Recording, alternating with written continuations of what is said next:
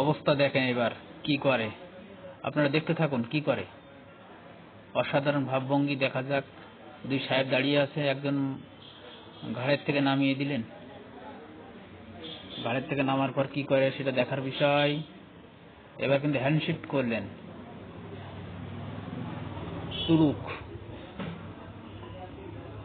এবং একটি ব্যাগ, ব্যাগটা কিন্তু চাষে মোটু, কিন্তু কোনো সত্য রয়েছে খুব সম্ভবত। এবং এই দুই অ্যাডভোকেট শেষ পর্যন্ত তার কনস্টেবলের, কনস্টেবল না, এটা হয়তোবা তার অন্য কোন শুভাকাঙ্ক্ষী হবে। সে দেখি কি করে।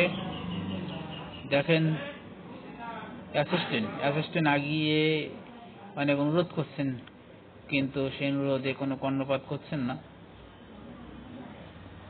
এবং কোলে করে নামালেন বসকে।